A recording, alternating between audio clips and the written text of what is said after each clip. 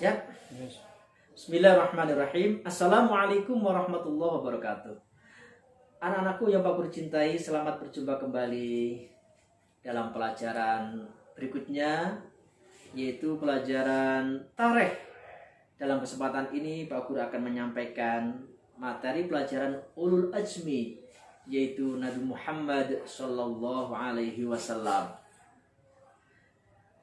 Nabi Muhammad, Nabi yang terakhir, Nabi yang mendapatkan gelar Al-Amin, Nabi yang dapat dipercaya. Juga Nabi Muhammad mendapatkan gelar Ummi, yaitu Nabi yang tidak bisa membaca dan menulis. Nabi Muhammad dilahirkan dari keturunan Quraisy. Ayahnya bernama Abdullah, ibunya Siti Aminah, kakeknya namanya Abdul Muthalib, sedangkan pamannya adalah Abu Thalib. Nabi Muhammad Sallallahu Alaihi Wasallam, Nabi yang terakhir, yang mendapatkan mujizat yang paling agung, yang paling besar, yaitu Al-Quranul Karim, yang dijadikan pedoman hidup umat Islam sejak dakwah secara sembunyi-sembunyi, terang-terangan sampai besok hari kiamat.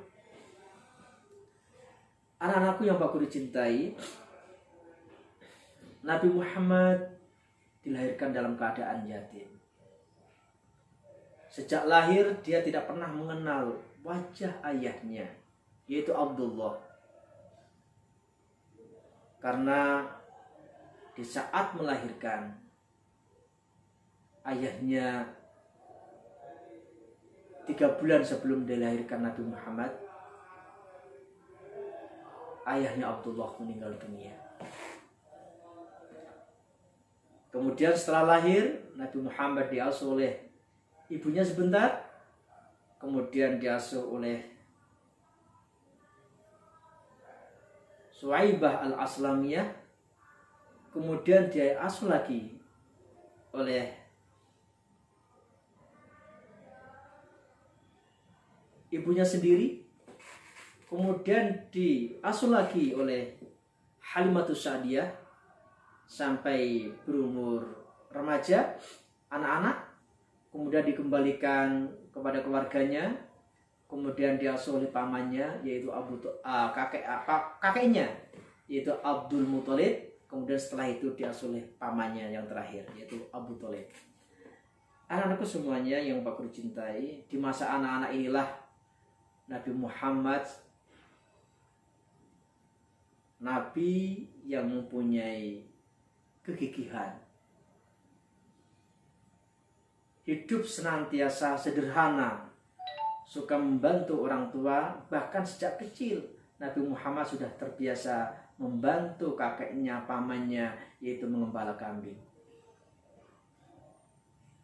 Bahkan ketika dia berusia remaja, Nabi Muhammad pun juga pernah diajak oleh pamannya untuk berdagang ke negeri Syam.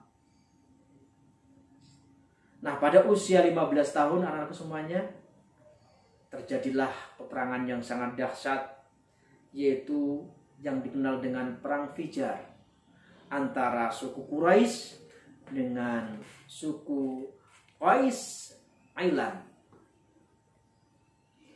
Perang ini berlangsung selama 4 tahun.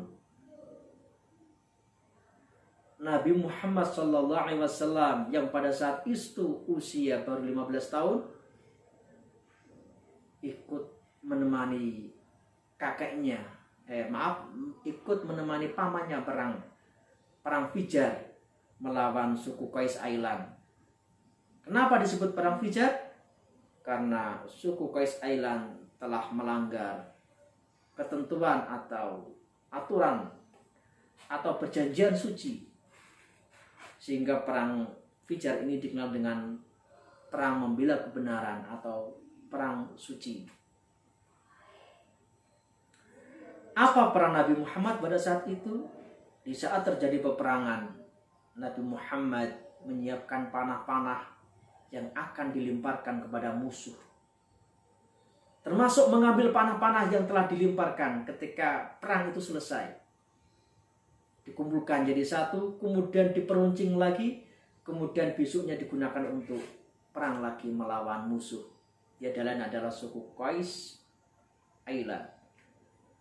Nah, ini anak-anak sekalian, Nabi Muhammad sejak kecil sudah dihadapkan berbagai macam cobaan, ujian, rintangan.